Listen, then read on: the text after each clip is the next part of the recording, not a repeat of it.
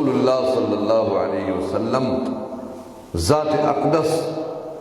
د نبی علیہ السلام د امت لپاره داسې اعمال ښودلي دي چې په هغې باندې الله پاک د انسان ګناهونه معاف کوي. لکه ما نن سهار که بیګا مسعودن غالبا مقتدرو ته مې وی چې په دې روژې میاشت کې کم از کم چې هر جمعه څومره مسلمانان دي دوی له پکار دي چې صلات تسبیح مونځ یاد کی او کوي ټول کال تیر شي. مونږ ته دا سوچ نه لري چې دا صلات تسبیح دا کول غواړي دا زده کول غواړي د دنیا د هر کار لپاره مونږ تپوس هم کوو ګرځوم دا وظیفه څنګه ده دا وظیفه څنګه ده صلات تسبیح طریقه ته ښیم ګناهونه معاف کېدلو لپاره پیغمبر علیه الصلاة والسلام خپل تر حضرت عباس رضی الله عنه ته عبدالله ابن عباس صاحب ته حضرت عباس صاحب کشر تر د نبی رسول الله هغه ته عمل ښودلی دی چې ای زما کاکاجي زه تا ته یو عمل ښیم یو طریقه درته ښیم یو تحفه در کوم یو څیز دله قیمتي در کوم او په دې باندې عمل کوه. کاکاجي داسې عمل دی چې په دې باندې به الله جل شانه ستا واړه ګناهونه معاف کړي ستا غټ ګناهونه معاف کړي ستا پټ ګناهونه معاف کړي ستا ښکاره ګناهونه معاف کړي ستا قصدن ګناهونه معاف کړي ستا غلطۍ سره ګناهونه معاف کړي ستا صغیره وړه ګناه معاف کړي ستا غټه ګناه معاف کړي ستا ټولې ګناه به الله پاک هغې باندې معاف کړي. او ته چې کله مونځ کې نو دا نیت به وکړې چې الله په دې مونځ باندې زما ټول ګناهونه معاف کا. طریقه به دی چې ته به راشي چې کوم وخت نفل کېږي بهترین ټیم والا د جمعې شپه اخیري ټیم یا د هغې نه بهترین ټیم والا د جمعې د مانځه نه مخکې چې څه ټیم موقع میلو شي که مانځه نه مخکې موقع میلو نه شوه وروسته وکړه 4 رکعته نیت وتړه اسانه طریقه 4 رکعته نیت وتړه او چې کله سبحانک اللهم اوې نو د سبحانک اللهم نفس اعوذ بالله بسم الله موایا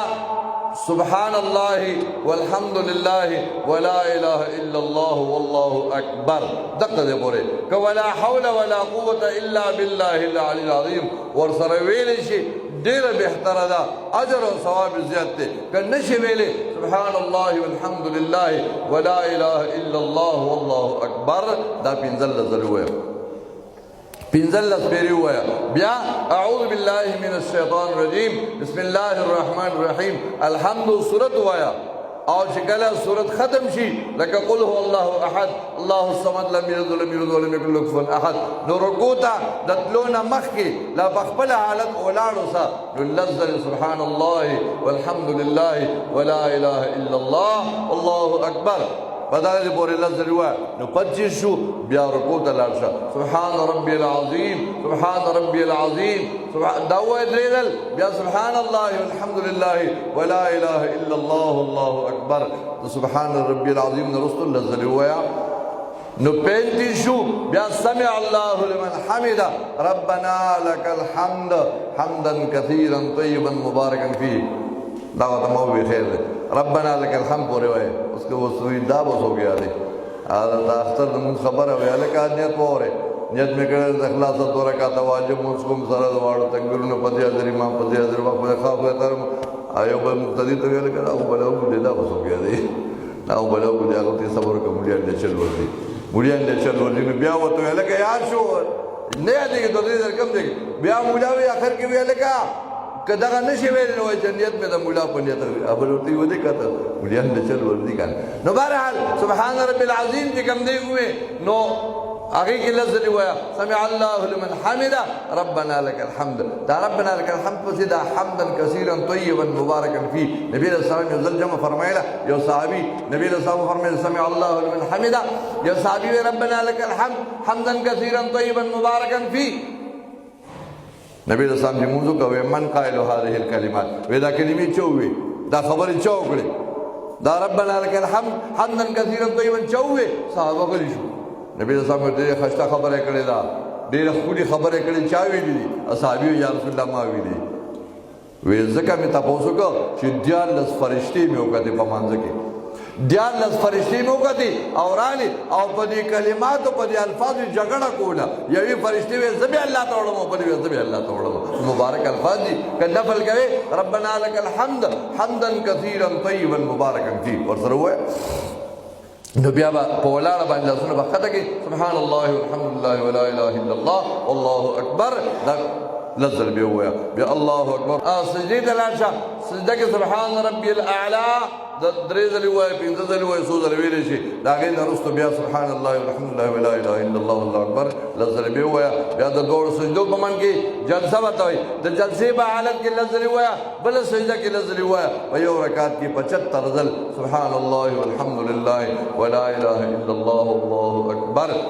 زه خپل ځانې خو چې کله مو ما چېرته مو څه پورې دې پورې نه لري ولا حول ولا قوة الا بالله العلي العظیم ځکه دا ولا حول ولا قوة الا بالله نبی علیہ السلام فرمایي دا د 99 بیمارو علاج دی او دا الله پاک مال د خپل هغې خزانې راکړي دي چې د هغې نه بل چاته سم نه دي ورکړي دا ډېر قیمتي الفاظ دي لا حول ولا قوة الا بالله العلي العظیم زما تقریبا په دې مونږ باندې 35 منټ لګي